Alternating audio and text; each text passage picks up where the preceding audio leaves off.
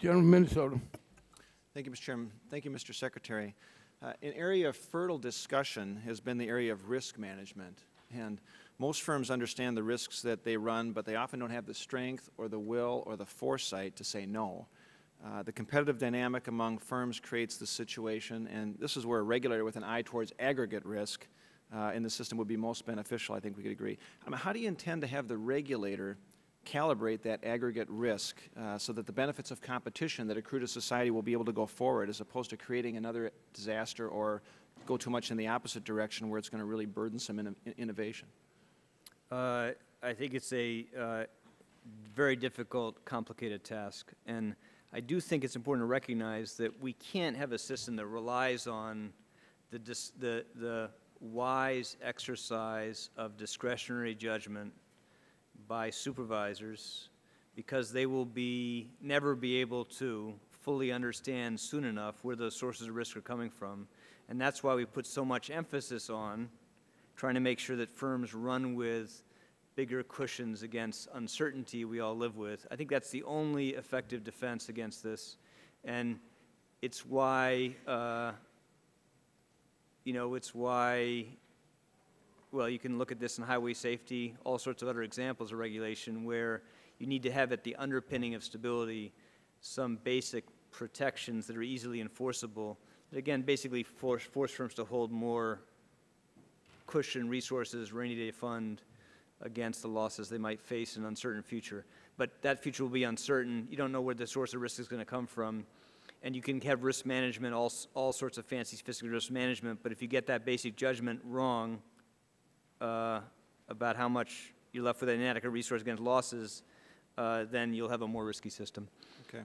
And, Mr. Secretary, I'll switch gears a little bit, but what is the nature of the guarantee right now that the federal government is providing for toxic assets? We've had discussion about that. Are there any private sector solutions that are less costly? Is your office receptive to having private sector solutions from parties outside of the government come forward, and which ones might have the most merit? Of course, and again, we've been very transparent about the detailed financial terms of these funds we proposed to use to bring private capital in alongside the government, so people can look at the economics of that and do that. But of course, we're open to any suggestions on this stuff. And ultimately, of course, this only works if you get the private market to come back.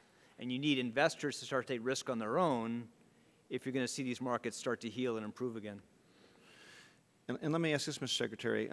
The Federal Reserve in particular, has made so many dollars available right now that we've seen the devaluation of the dollar. And you've talked about our relationship with China and with foreign countries in the past, but the market's kind of telling us right now, at least through the trade-weighted dollar that's out there right now, that there's concern about the Fed creating too much money in the system and the Treasury overspending.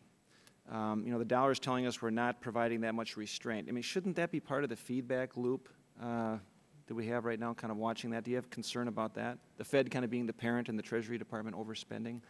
In other words, do you think there's a chance that we might be stimulating the economy too much in the short term? Right? We can't take that risk, and I don't think that is the risk now we face. I mean, we have an independent Federal Reserve whose job is to make sure that we keep prices low and stable over time, growth sustainable, and they are committed to doing that. They have an exceptionally good record of doing that over time because they're independent. But as a country, on the fiscal side, we're going to have to go back to living within our means, bring these deficits down. But our big risk still at the moment is that we make sure we have a recovery underway that's led by private demand, and we want that to be strong enough and sustainable before we step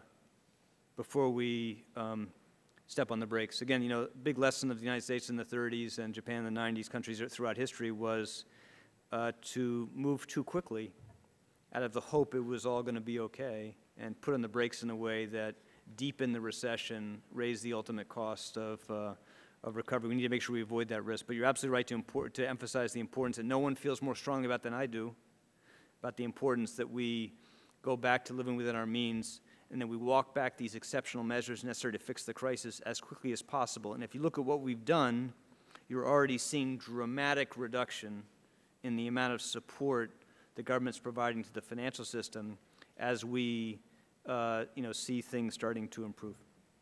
Thank you, Mr. Chairman. I yield back. Gentleman from New